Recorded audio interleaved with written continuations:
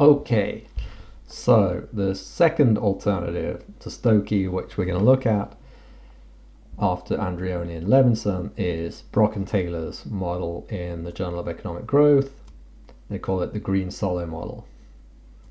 And this is a real throwback. Okay, this model is a real throwback to the 70s. Pretty much everything is exogenous, and the key mechanism relies on a transition path from off the balanced growth onto balanced growth. Okay, so if you've understood the stuff I talked about earlier, you'll realize I'm not a big fan of this model. So what's going on here? We've got gross production Y is a function of productivity, labor productivity, which they call B, times labor, L, so that's effective labor and capital. And then there's exogenously determined abatement A, such that, sorry, I gotta pause this, I'm trying to remember. Right, sorry, I got momentarily confused there by my own notes. There is exogenously determined abatement A, which is defined, and A as a proportion of Y, well, X is what's left of Y after abatement. So X is Y minus A, or Y times 1 minus A over Y.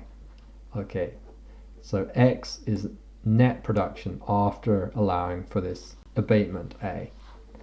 Capital accumulation, K dot, is savings, a proportion saved from X minus depreciation, and emissions, this is why I define this A over Y, because emissions are like Y, then a constant, a technology factor, and then 1 minus A over Y to the power of 1 plus eta. So B, labor productivity, grows at a constant exogenous rate, but so does omega, which is like the effectiveness of abatement. And A over Y, abatement intensity, is fixed. What happens? How can we get emissions to rise initially? Let's have a look in just a second. Okay, so what happens? It's actually extremely straightforward.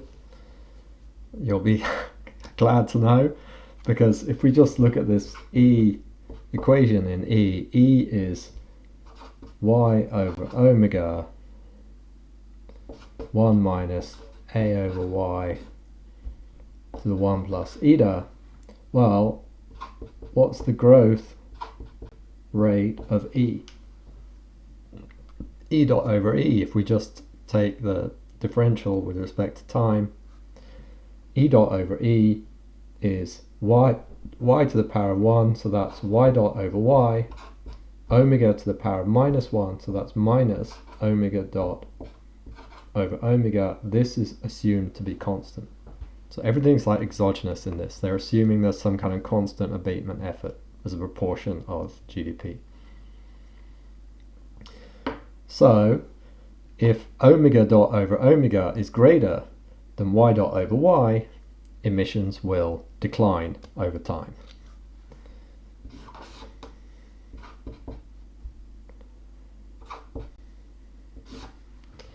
So far so good, but that's not the EKC. How do they get the EKC?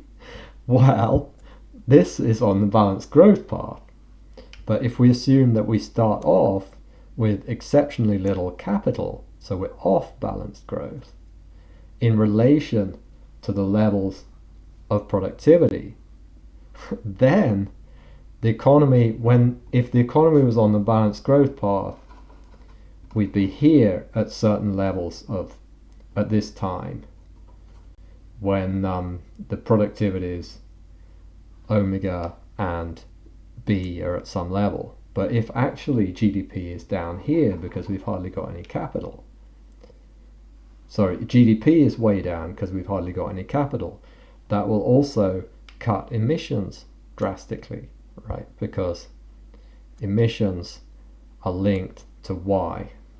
E is Y over W. So if Y is way down compared to where it should be because of a lack of capital, E will also be way down. So initially, if we start here, initially capital will be accumulated, emissions will increase, then we'll gradually hit the balanced growth path and emissions will go back down. Okay, but this just raises so many questions, like why does omega rise faster than B, labor productivity, and hence Y, and why, even more mysteriously, why do we start off way off the balanced growth path? Why do we start off with way too little capital but great technology, or for the given level of technology? Okay, it doesn't, there's no argument for that. It doesn't make sense.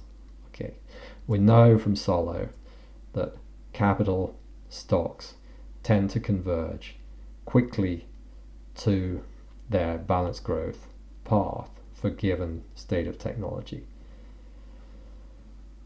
So if you say, oh well, we start the model off in 1900 and there's very low capital compared to technology, well, why would that be?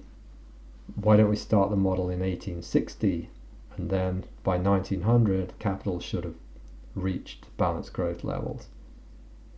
So it just doesn't really make sense.